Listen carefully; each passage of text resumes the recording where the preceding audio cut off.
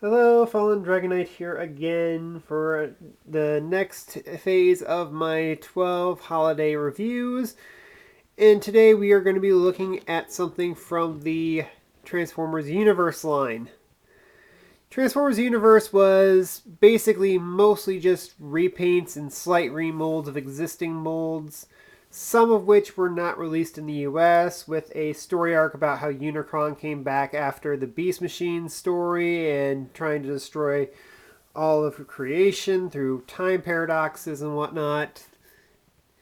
It was mostly told through comics through the Collectors Club, but from that, we did get some really interesting toys. Like, for example, they released a Nemesis Prime, which was actually a Beast Wars Neo mold, if I recall, that was never released here in the US. But enough about Universe, because we need to talk about the actual toy in front of us, and this is Universe Razorclaw.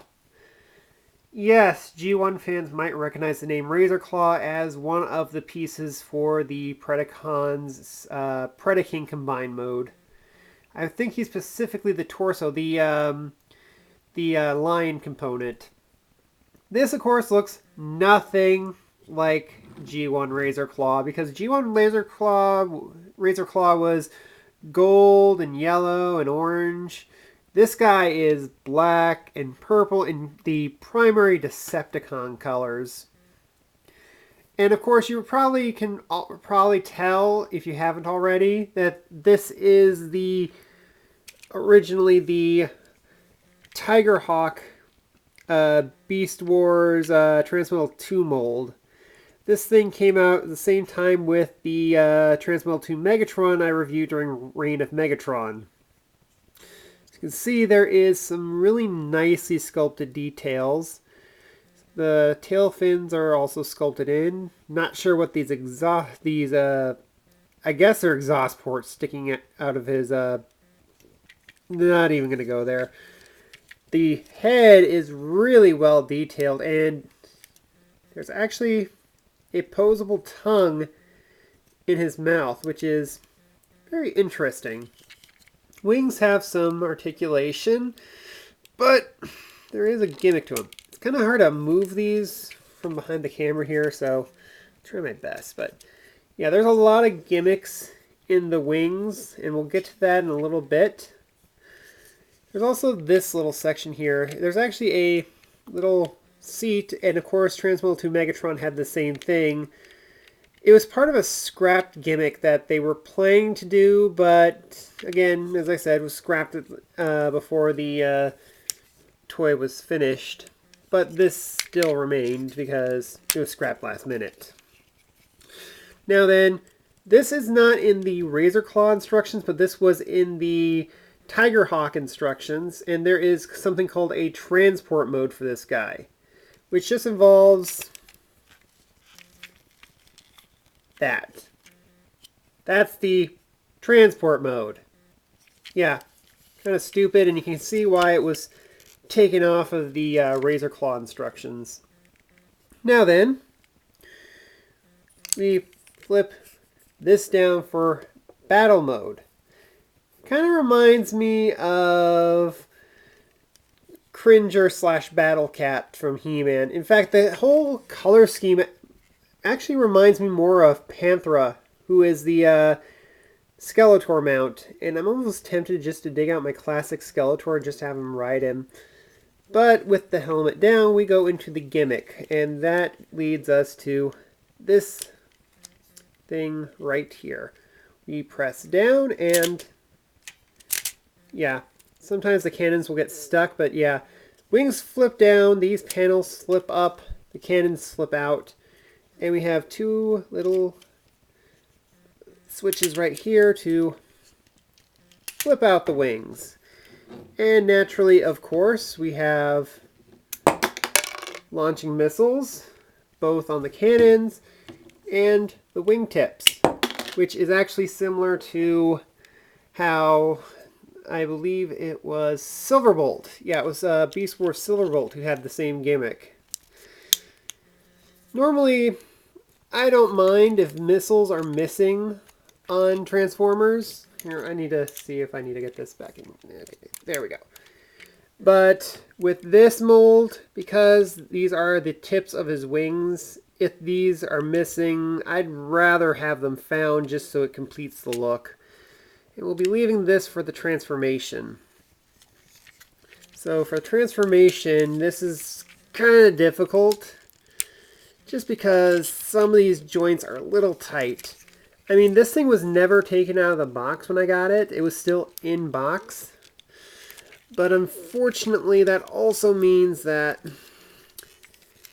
there is some atrophy to the parts, because that joint's really tight, and I am a little concerned because that is clear plastic right there. And any collector will know that clear plastic is a little brittle. So yeah.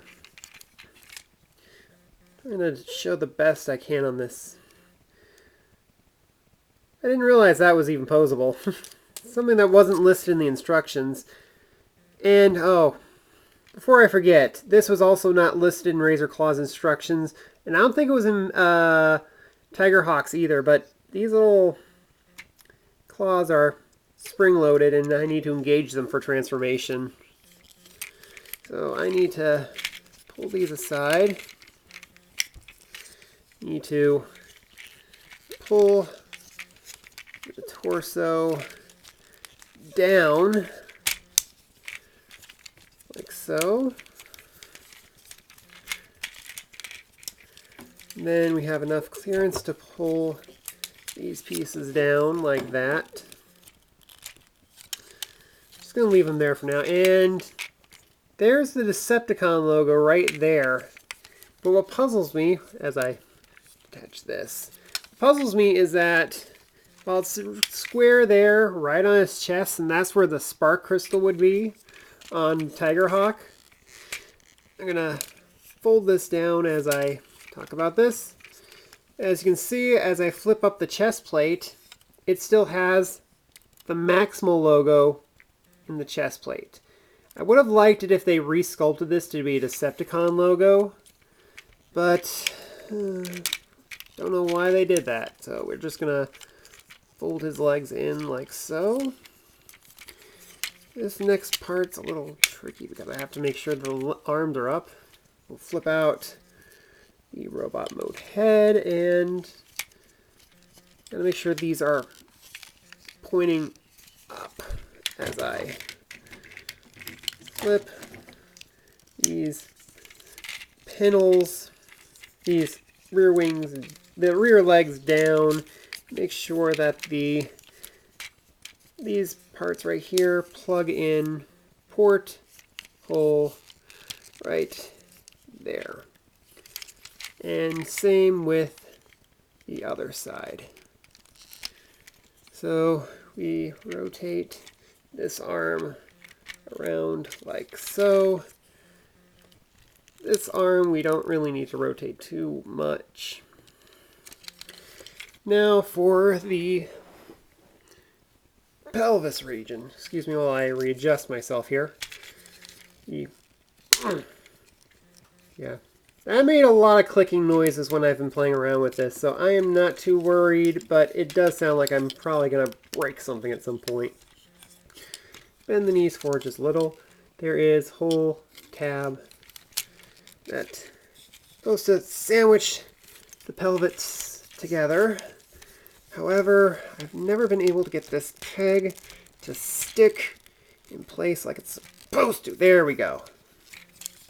And then we got these two pegs and this right here. Gotta make sure that lines up like so.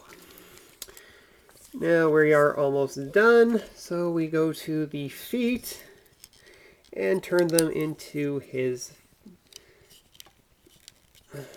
foot, the robot mode foot. And then we fold this panel over the front paw. Do the same with the other side. Make sure the rear toe is out. And yeah, I'll talk about this arm in a minute. But there you have Razorclaw in his robot mode and get his legs in a good position to stand. There we go. He is very, very nice looking. In fact, I like the Decepticon colors on this mold a lot better than the original Tigerhawk. Let's close the jaw there. However, it's not without its problems because, first off, the way he transforms, there is no waist articulation. And again, that's kind of typical with the Beast Wars stuff in some cases. And then his arms. Get some good range to rotate forward and back, but this arm is kind of hindered. Sure, there's a ball joint for his elbow, but you can't move it in or out without popping that joint out. It's kind of tricky. Same with this, although there is a little bit more leeway because there's no kibble to keep it in place, but again, it is also very easy for that joint to pop out. As you can see there, I wasn't even trying at that point. It just popped out on its own. Head swivels, and there is a decent amount of ratchet in that joint, although you can only get his leg out to that far. It's got rotation, good bend at the knee, and of course the toes can flex for any position you need. Now then, there is something you can do with the cannons. You just,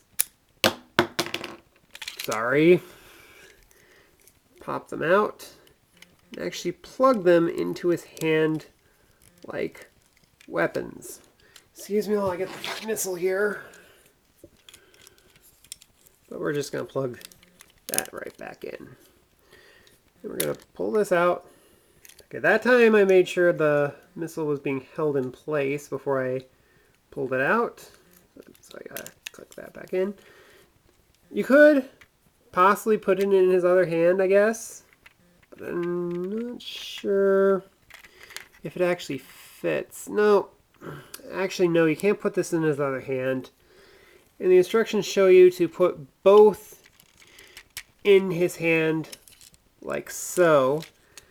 And kind of shores up this as well because he looks like he has dual blasters on each side, just with the left hand one looking really much bigger than the one on his right hand.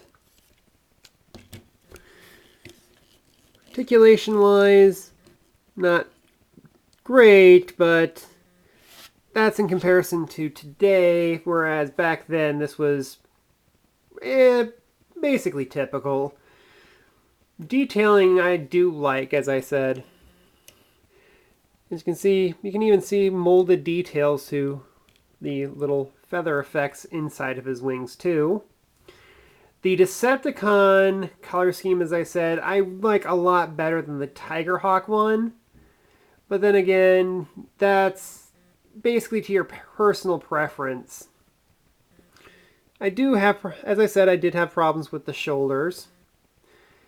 And I do have to say that the quote-unquote carrier mode was a welcome left out of the, it was welcome to leave it out of the instructions. Should you get this if you see it? Well, I checked on eBay last time, and these usually go for about 15, 30 bucks. And if you can get it at least with the wingtip missiles, I say you should probably get it because it looks pretty nice as a display piece. The transformation's a little tricky, and I am concerned about that clear plastic core. But other than that, it is a very nice looking transformer if you want something for your Beast Wars collection, or if you're just looking into Universe in general. Although, if you can hunt down the Nemesis Prime, that's probably the crown jewel of the whole set, in my opinion, and I'd really like to get my hands on it myself.